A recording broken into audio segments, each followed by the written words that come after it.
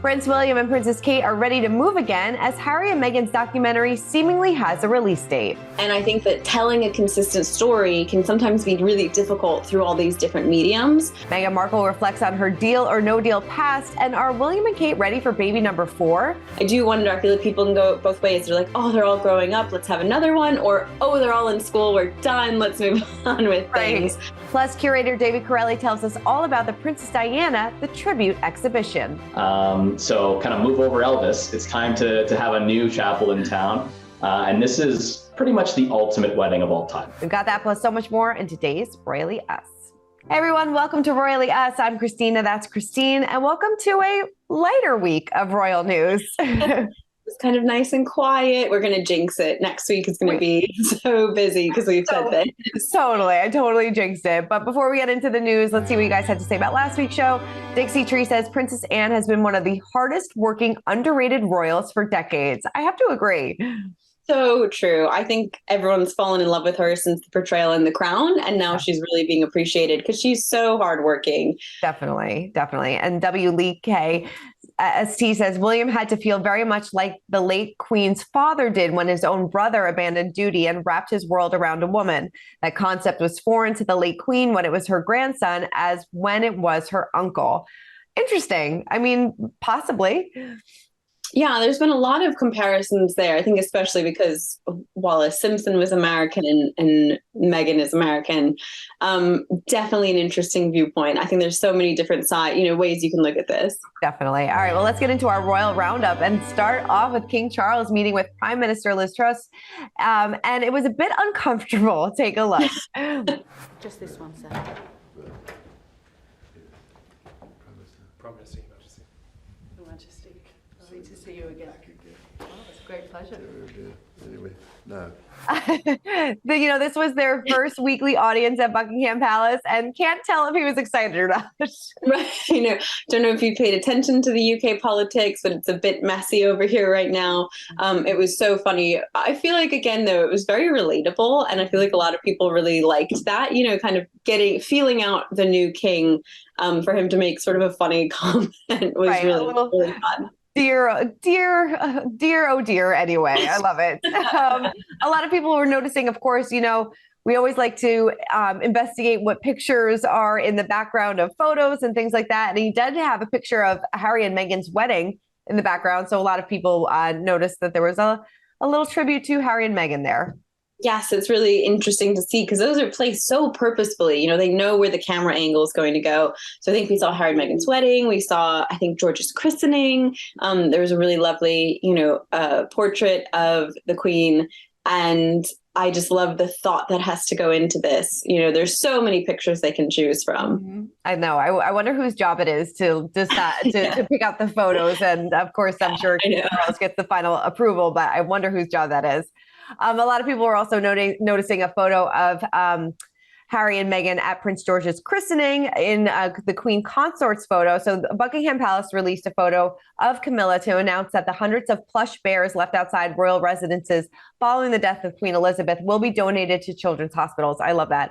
She was all smiles in the shot taken in the morning room of Clarence House. And like I said, she was seated around Paddington and teddy bears. And in the background was that photo of Prince George's christening. So I just love this story. I think it's such a great idea to donate all of these bears to children's hospitals. It was really sweet when I was there sort of helping with all the floral tributes. I asked, what's going to happen to these? And the volunteers said that it hadn't been decided, but there was a lot of conversations about charity. There were so many. I mean, we only saw a small sampling. I can't tell you how many there were. And a few months ago at McDonald's in the UK, they actually had Paddington Bear stuffed toys as the McDonald's Happy Meal toy. There must have been hundreds of those down at Buckingham Palace. It was so cute. But I love that they're going to charity. I love that they've kind of recognized all the gifts that were left for the late Her Majesty the Queen.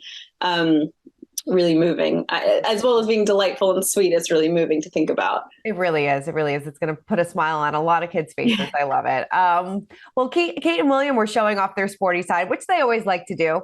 They visited the Copper Box Arena in the Queen Elizabeth Olympic Park in East London to support Coach Core, a program that's celebrating its 10th anniversary that trains young people to become coaches and encourages the next generation of athletes.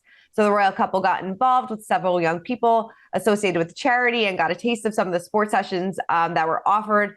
Prince William was seen taking hits in a boxing bag and kicking a soccer ball, while Kate played around some bocce ball. I love when they show off their sporty side. I think it's great. I know this is always where they really shine at the royal events, is when they can be sporty and play games and sort of get into, the activities. I think that the players and the people who are a part of these organizations really love it as well. I think it's much more memorable.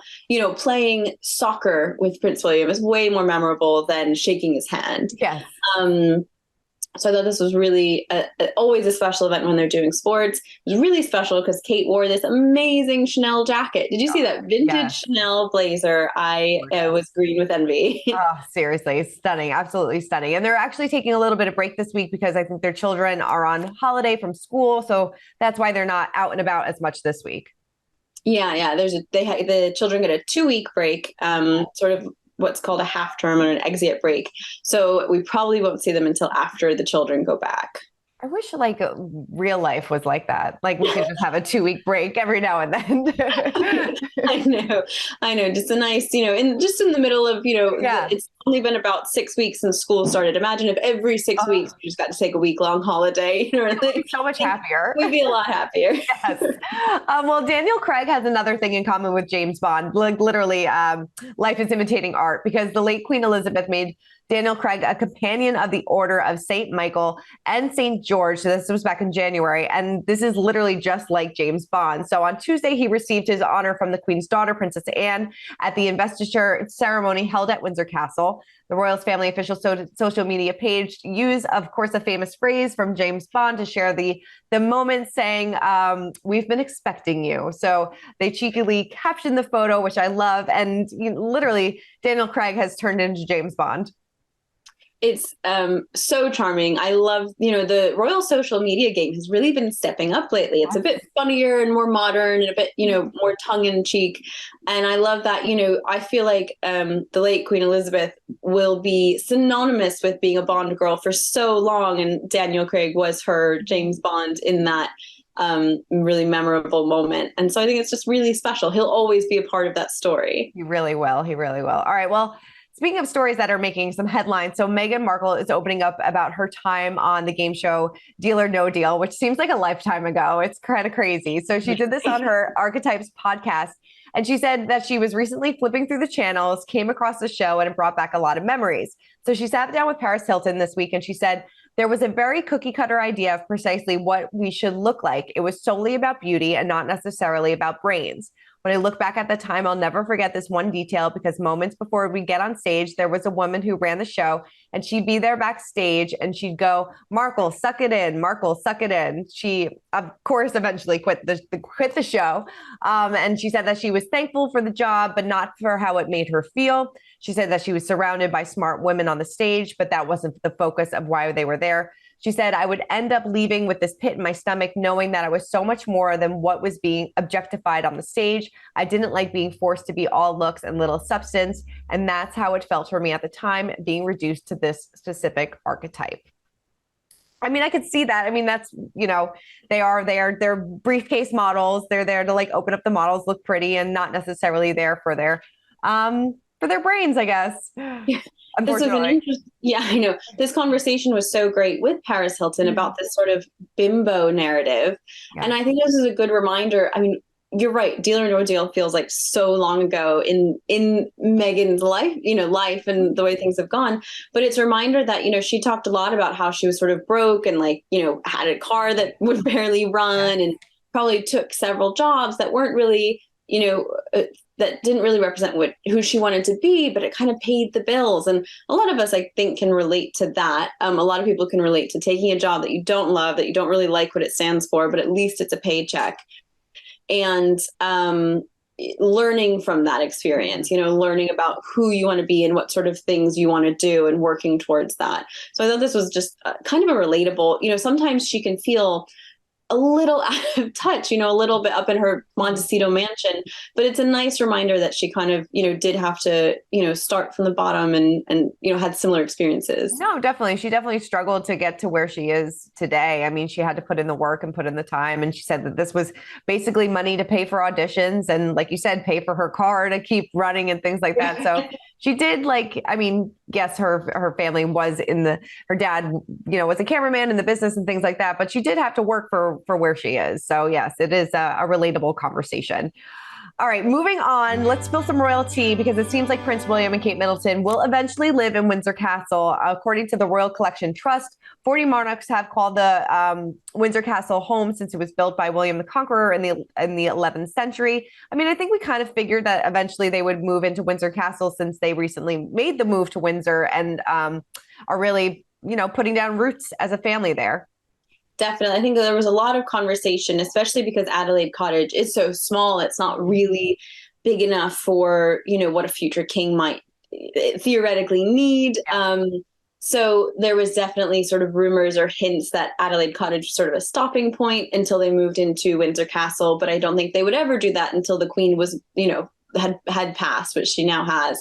Mm-hmm. I don't know that we'll see this move really quickly. I mean, I think their poor kids have had such a tumultuous, new school year.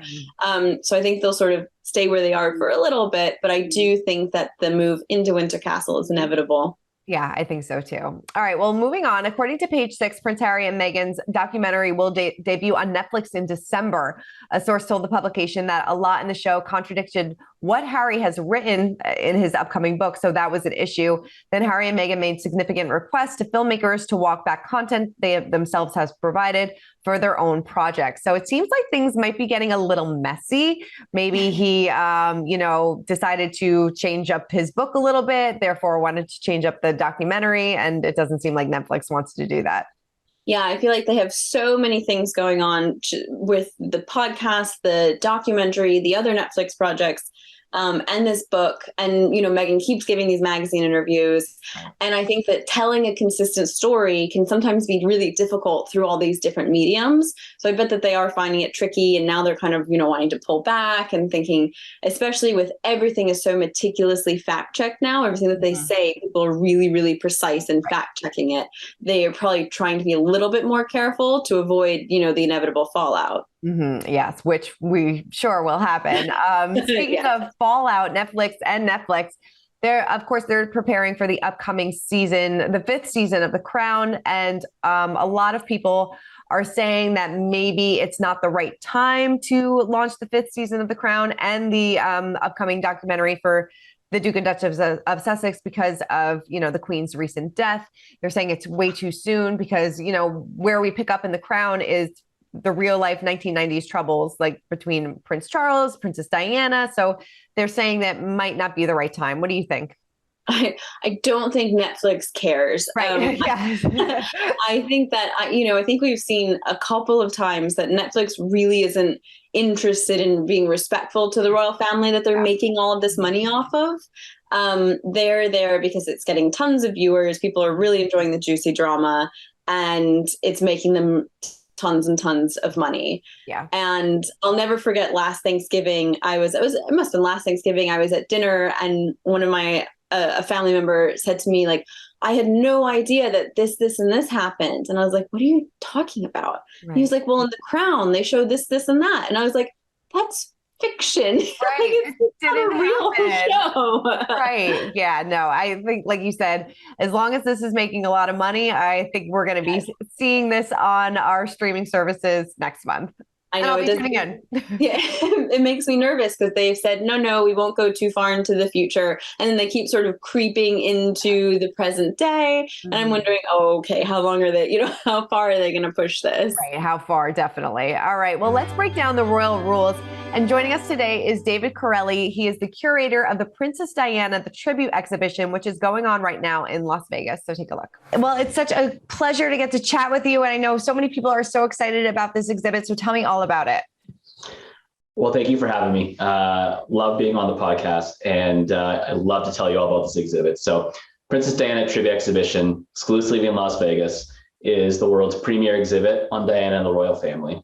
We have over 700 original items related to Diana, as well as the royal family. That includes Prince Harry, Prince William, now King Charles, and basically dating all the way back to Queen Victoria in the 1800s. So what we've done is taken that entertainment attraction you expect in Las Vegas and merged it with, basically the world's largest on display collection of Diana and the royal family memorabilia.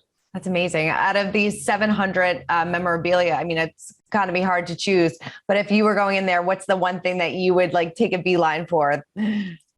Yeah, it is definitely difficult to choose. So I think there's obviously the showcase items. Those start with the 8 evening gowns of Diana. To see 8 all in one place, and it's something that you can only really appreciate in person when you get up so close, 4 feet away, and you see that intricate work that these couture designers did for some of her gowns. It's just absolutely breathtaking. So first and foremost, that's one of the show-stopping things I always beeline for. The wedding dress, an artist installation, full size and scale of her wedding dress, including the 25-foot train. And what we've done with that is we've flown it underneath a glass floor. So attendees can really get right on top and over it, standing on top of this glass floor, and actually take in that full 25-foot train and get, right up behind the dress, 360 all the way around it. So those are some of those big wow moments that, like people always go to right away. But there's all these little stories that you don't typically hear in between. One of my favorites is her bridesmaid, Sarah Jane. Sarah Jane was the daughter of Charles' horse trainer and polo manager. And Diana had developed a friendship with her, kind of a big sister, little sister type relationship, asked her to become a bridesmaid. And as a gift for being a bridesmaid, she gave her a heart-shaped locket and wrote her a thank you note, signed off, "Love Diana." Sarah Jane clipped out the "Love Diana," folded it up, put it in that locket, and carried it around her neck for the next 16 years. And we were fortunate to get that piece from Sarah Jane and now have it in the exhibit. So I can't name them all, but there's dozens of little stories like that are just, they add that little extra wrinkle that makes it just so unique. It does. It sounds absolutely fascinating. I mean, are there any like little stories between Diana and the Queen? Obviously, with everything going on in the news, I mean, I'm sure a lot of people are going to be, fascinated to hear about their dynamic and their relationship. Yeah, so we have a whole section actually dedicated to the royals, so that we go back in time, and different than your normal Diana exhibit that is all Diana. We've actually taken the opportunity to go back through all the kings and queens, going back to Queen Victoria. So we actually have a whole section dedicated to Queen Elizabeth II. And there's some interesting things you learn about that history. I mean, here is a woman who became queen when she was 23, has seen 12 presidents, 15 prime ministers, served in World War II, survived a bombing of Buckingham Palace. I mean, just unbelievable. So you get to see that evolution of the Queen. And I think we don't have a lot of head-to-head comparisons, but I think you see this kind of parallel story that even though they had their differences over time, they were both women that created international reputations and really were icons and role models. So you see a lot of that. You can see a lot of how they changed their ways, the ways of how the royals did things, parallel each other. Queen Elizabeth started, and then Diana kind of picked up the torch and started changing a lot of the things that royals did. And I know that there's like a wedding aspect to this as well, correct? That is correct. So you can actually get married in the wedding room with the 25-foot train and the full wedding dress right there, the artist installation right beside you. And so we thought, hey, weddings are Vegas. Vegas is the wedding capital of the world. 120,000 people tie the knot every year. So kind of move over Elvis. It's time to have a new chapel in town. And this is pretty much the ultimate wedding of all time. I mean, it's the fairy tale that everybody dreams about, the prince, the princess, that perfect ceremony and perfect dress. So we thought, why not create something you can only get in Las Vegas? You can tie the knot right in the room dedicated to the most famous wedding of all time. And then you can have a reception in the fashion room with some of the most famous fashions of all time around you. I love that so much. I mean, when people go through this exhibit, what are you hoping that they take away from it? What are you hoping that they learn about Diana, maybe appreciate about Diana even more so than they do now? I think there's definitely a lot of education. Even if you're a huge fan of Diana, there's things you will learn that you maybe haven't before. We start all the way back at her childhood and her aristocratic family and kind of trace her roots, all the way up to becoming a young socialite in London, meeting Charles, their courtship, and then, obviously their wedding, and then the arrival of Harry and William. But then I think ultimately you forget how many ways she actually changed the world. And the legacy that she has left. She single-handedly revolutionized so many things, whether it was AIDS, leprosy, mental health struggles, and bulimia. And then obviously her fashion and style trends that still transcend today. So you get an appreciation of the impact she had. And then I think, ultimately I always end, when I go into this, I always end thinking I need to call my mother and tell her I love her. So she makes you want to be a better person, and just remembering that legacy and kind of carrying that forward, that love of family, genuine care of others. I mean, she's famous for saying, if we could all just be a little bit more compassionate, the world would be a better place. And I think that's what you kind of leave with, is that feeling of she did those things and ultimately actually did make the world a better place by doing it. So David, tell everybody where the exhibition is, how long it's going on for, and for more information as well. So the Princess Diana Tribute Exhibition is exclusively in Las Vegas. We're in the Shops at Crystals, which is adjacent to the Aria Resort and Casino. You can go to dianalasvegas.com for tickets, and we have a long-term residency. So we'll be there for a number of years. So we hope that whether you're going to Vegas this year or in a few years, you'll come check us out. Yeah, if you're headed to Vegas anytime soon, make sure to check it out. And if you're planning on getting married in Vegas, maybe you want to get married next to Princess Diana's wedding dress. I love that. It's the move over Elvis. It's definitely. Time over. Definitely. All right, well, let's get into our pint-sized palace and Princess Kate and Prince William. Of course, are already parents to 3 children, but they may be thinking about baby number 4. So an insider tells us weekly that Kate has been talking about wanting another baby for a while now. She has always wanted 4 children. And while William was originally happy with 3, she has managed to twist his arm. I don't know. An insider is definitely telling us that. I don't know. We'll have to wait and see. She has on certain outings, and she's held some babies, and Prince William, is like, don't give her any ideas. So really I don't know. I don't know. I don't know. I do wonder if once you get those first 3 into school, Louis in school now, I do wonder, I feel like people can go both ways. They're like, oh, they're all growing up, let's have another one, or, oh, they're all in school, we're done, let's move on with things. So only time will tell. Only time will tell. We'll have to wait and see. But I would love another little royal baby for us to ooh and ah at. Definitely. All right. Well, Christine, thank you so much for running down all things royals with me, as always.